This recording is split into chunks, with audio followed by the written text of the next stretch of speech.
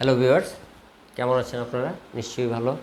আজকে আপনাদের মাঝখানে আমি যে বিষয়টা নিয়ে উপস্থিত হয়েছি, 5টি দরকারি সেটিংস অনেকেই জানে না। ডিসপ্লে অ্যান্ড লক স্ক্রিন, মানে ডিসপ্লে এবং লক স্ক্রিন সম্পর্কে 5টি দরকারি সেটিংস আসলে আমরা অনেকেই জানি না। আমরা ভিউয়ার্স সবাই, মোটামুটি সবাই আপনার অ্যান্ড্রয়েড ফোন ইউজ করি, অ্যান্ড্রয়েড ফোন ইউজ করতেছি এবং কথা বলতেছি, সব বিষয় নিয়েই আসলে অ্যাকচুয়ালি আমরা এগুলোকে নিয়ে অ্যাকচুয়ালি সবসময় ফোনগুলো ইউজ করতেছি। কিন্তু আসলে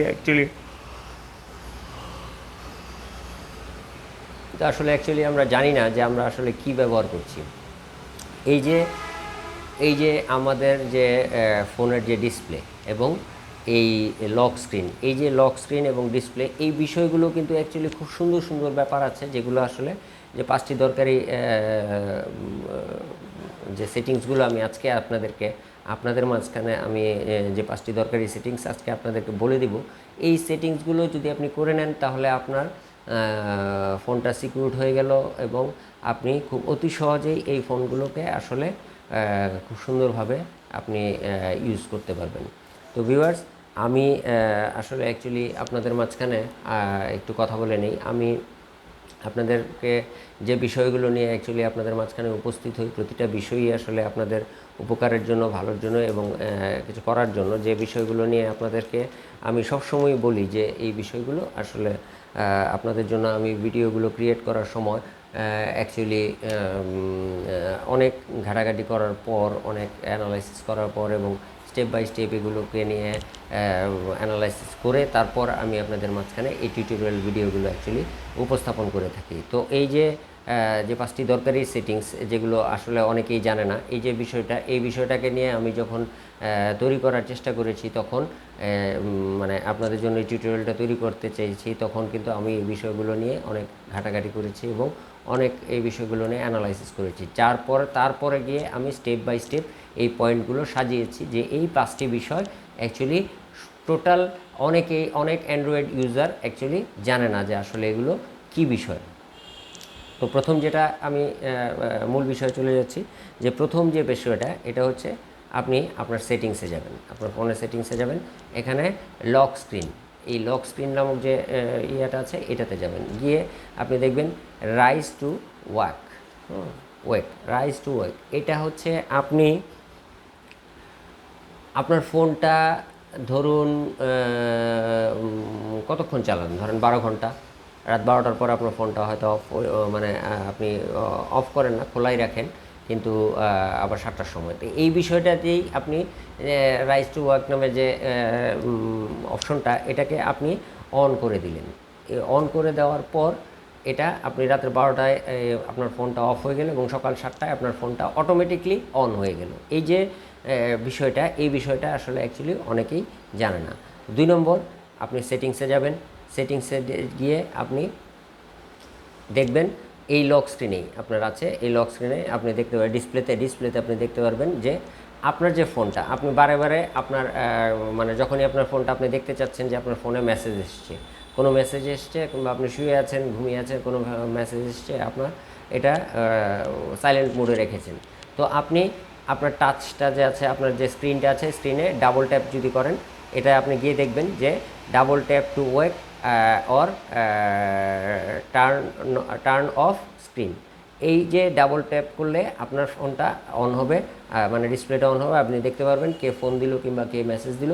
আবার ডাবল ট্যাপ করলে এই স্ক্রিনটা অফ হয়ে যাবে। এটি একটি সেটিংস, এটি অনেকেই অ্যাকচুয়ালি জানে না। 3 নম্বর, আপনি এটাও সেটিংসে গিয়ে আপনার ওয়েক লক স্ক্রিন ফর নোটিফিকেশন, আপনার যে কোনো নোটিফিকেশন যদি আসে, অ্যাকচুয়ালি কোনো মেসেজ যদি আসে, কোনো বিষয় যদি অ্যাকচুয়ালি আপনার মাঝখানে আসে, আপনার ফোনে আসার পর আপনার এই ফোনটা মানে শাউট করবেন, আপনার এই ফোনটা স্ক্রিনটা ওপেন হবে, স্ক্রিনটা জ্বলে উঠবে, স্ক্রিনটা লাইট হবে এবং আপনি তখন দেখতে পারবেন যে আপনার ফোনে এই বিষয়ে এই মেসেজটা এসেছে। তখন আপনি এটাকে অ্যাটেন্ড করুন।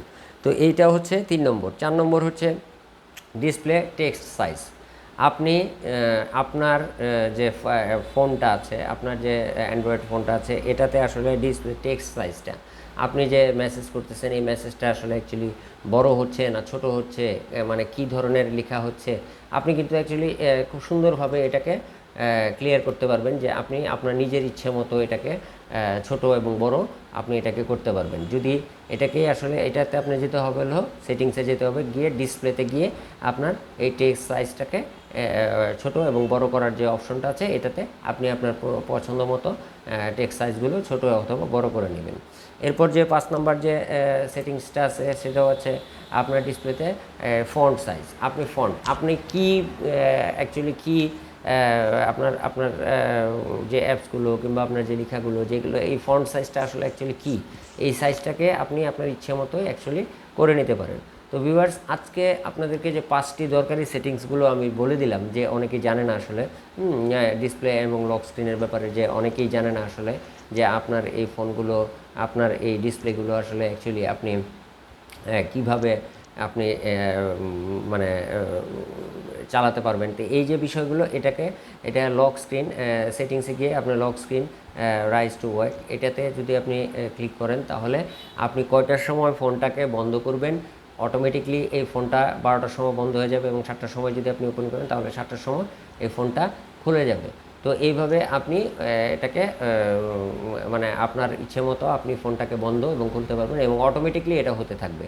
তো এরপর যেটা আছে আপনার double tap two ওয়েক or touch turn on screen, এই যে বিষয়টা, এই যে ডাবল ট্যাপ করলে আপনি এইভাবে ডাবল ট্যাপ যদি করেন তাহলে আপনার স্ক্রিনটা ওপেন হবে, যে আপনি কী আসছে এটা আপনি দেখতে পারেন। আবার ডাবল ট্যাপ করলেন আপনার ফোনটা আবার স্ক্রিন লক হয়ে অফ হয়ে গেল। তো এই যে বিষয়টা, এরপরে আছে ওয়েক লক স্ক্রিন ফর নোটিফিকেশন। আপনার যে স্ক্রিনটা লক করা আছে, আপনার ফোনটা লক করা, একটি নোটিফিকেশন আসলে আপনাকে এই ফোনটা লক করে লকটা খুলতে হচ্ছে, খুলে তারপর দেখতে হচ্ছে যে আপনার কী নোটিফিকেশন এসেছে। এবং এটা যদি করে রাখেন যে ওয়েক লক স্ক্রিন ফর নোটিফিকেশন, এটা যদি আপনি এই অপশনটাকে যদি অন করে রাখেন, তাহলে নোটিফিকেশন আসার সাথে সাথেই আপনার এই ফোনটা আপনাকে জানান দিবে যে আপনার ফোনে নোটিফিকেশন এসেছে।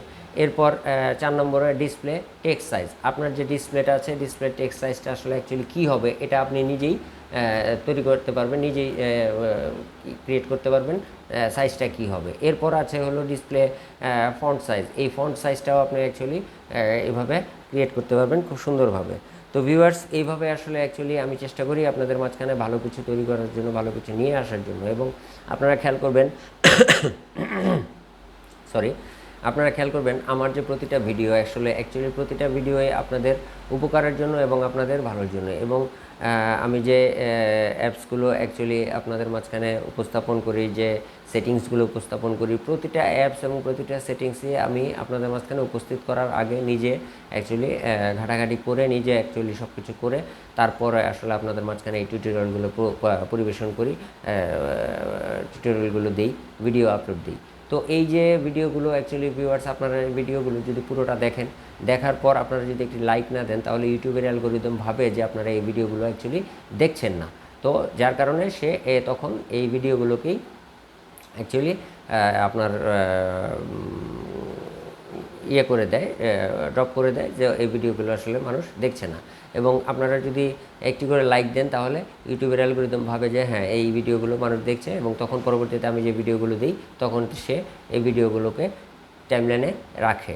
তো এরপর আছে শেয়ার করা। আপনি শেয়ার করবেন এই কারণে, আপনি যে উপকার হয়তো একটু হলেও উপকার যে হচ্ছে আপনার, এই উপকারগুলোই অ্যাকচুয়ালি আপনার ফ্রেন্ড সার্কেল, আপনার আত্মীয় স্বজন, আপনার রিলেটিভ সবাই যারা আছে সবাই এই উপকারের আওতায় চলে আসতেছে। এবং অবশ্যই সাবস্ক্রাইব করবেন। সাবস্ক্রাইব করার পর ডান সাইডে যে বেল বাটনটি আছে, এই বেল বাটনটি আপনারা অন করে দেবেন এই জন্য, কারণ আমার পরবর্তীতে যে ভিডিওগুলো আপনাদের মাঝখানে যাবে সেগুলো আসলে আপনাদের যাতে টাইমলাইনে সরাসরি চলে যায়, সেজন্য আপনারা বেল বাটনটি অন করে দেবেন। তো ভিউয়ার্স, ভালো থাকবেন, সুস্থ থাকবেন, আমার জন্য দোয়া করবেন, আমিও আপনাদের জন্য দোয়া করব। আল্লাহ হাফেজ।